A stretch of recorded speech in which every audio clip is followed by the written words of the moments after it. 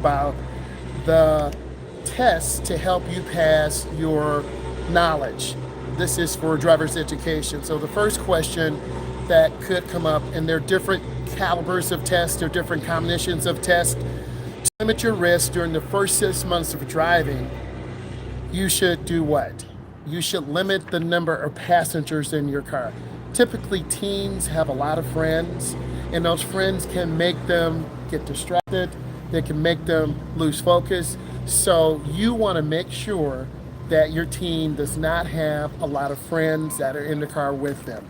Number two, if you cannot prevent a person who has been drinking from driving, you should C, refuse to ride with them. But peer pressure is very big, and a lot of teens can't resist peer pressure. So it's really important that you talk to your son or daughter, you educate them, and it's okay to say no. Number three, you have identified a driver ahead of you as possibly being a drunk driver. The first thing you should do is A, maintain a safe following distance. Many states have very strict laws on drunk driving. It's our personal responsibility as drivers to alert authorities. So you want to back off, increase your following distance, and also call the authorities. Next, are the most dangerous roadways for young drivers. They are country roads. You're welcome. They are country roads. Country roads are very dangerous. They have soft shoulders, they have a lot of animals, they have potholes, they're uneven, and many drivers get on these types of roads and drive very fast. So you want to limit your or reduce your speed. Next, when do fatal crashes of young drivers occur most often? It is on daytime and dry roads. You would think it would be in bad weather conditions, but a lot of young drivers are driving very fast, not slowing down, and they injure themselves. So you want to make sure that you have that conversation. Hey, slow down, don't drive so fast, take your time, and then they should be good. Next, impaired depth perception in drinking driving cases is the ability or the inability to judge distances accurately. Alcohol is a drug and it relaxes the muscles in your eye. So, therefore, you cannot effectively keep your car in a straight lane.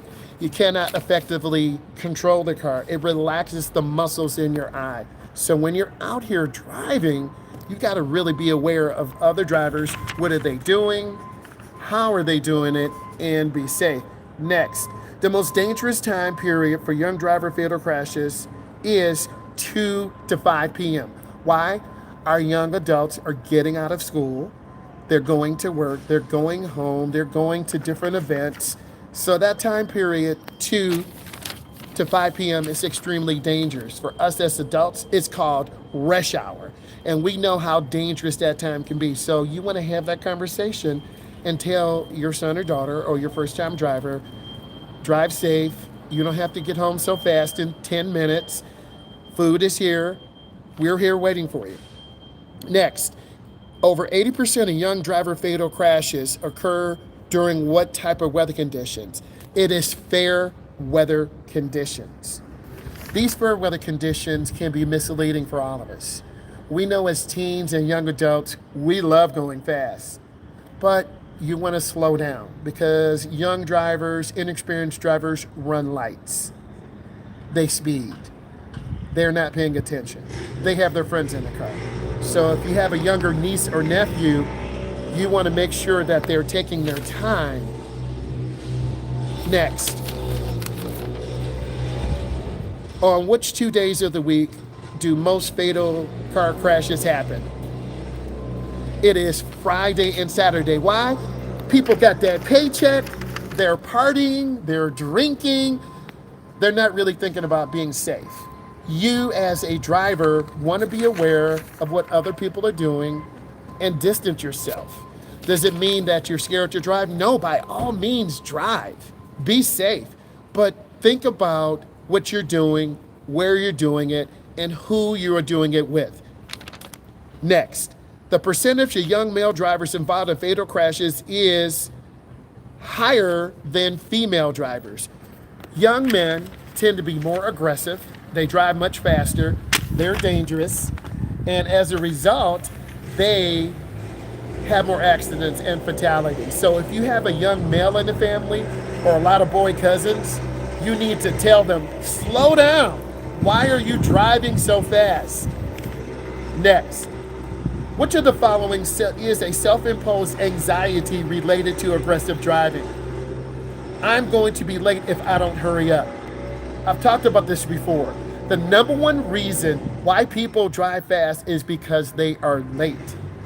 If you leave late, you're going to drive fast and aggressive. If you leave on time, you still might drive fast and aggressive. You want to take your time and be patient and try to arrive as early as possible. That's very important. Let's continue. Research indicates that a young driver's brain is not fully developed until what age? 25. Really? Yes. So 10 years of brain development. So if you're 16, that's 26. If you're 15, that's 25.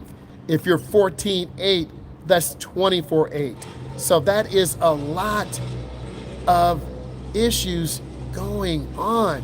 So you've got to take your time, make the decisions out on the road. Let's continue. For every 500 miles driven, the average driver has at least one near collision. What does this mean? This means you could be tailgating someone and almost hit them. You could blow a yellow light and a pedestrian walks out in front. You could be speeding through a neighborhood and little Johnny or Susie is coming out in front of you and you don't see them.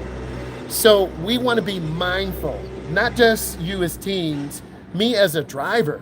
Be mindful and understand what you're trying to do. Let's continue. Research indicates that errors in inexperience, that goes back to the last thing I said. It takes 10 years to learn how to drive. I know some of you are saying 10 years. Man, 2 years. 10 years to learn how to deal with different percentages of young driver fatal crashes, rear-end collisions, side swipes, tired and fatigued driving. You as a driver have to get your rest. And if you're too tired to drive, you should be rested. Let's continue. If you must leave the roadway at a high rate of speed, you should search for an open zone. An open zone is a space. You never want to hit a tree or a rock or something hard. You want to hit an open space. Let's continue. Which of the following is not a principle for controlling the consequence of a crash? Hitting an object rather than a stationary object. Control your vehicle. If you have to hit something soft, something that gives. There are crumple zones. There are 4 crumple zones. 4. There's one in the left front side, driver's side, the right front side, passenger side, the rear driver's side, and then the rear right passenger side. Those are crumple zones. If a car is designed to crash, it will crumple in those areas.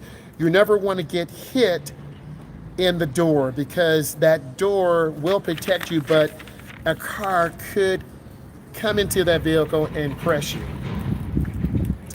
Let's continue. The largest single category of errors for young drivers that leads to crashes is improper visual search. You have to look left. You have to look right. You want to look forward. You should always be looking around. Let's continue. You are traveling on a 2-lane road. An oncoming driver drifts into your lane and it's headed straight towards you. What is a good rule to remember? You can almost always miss an obstacle much more quickly than stop. So that goes back to that side swipe principle. If you enjoyed this, give it a thumbs up. Bye. You hear your man putting out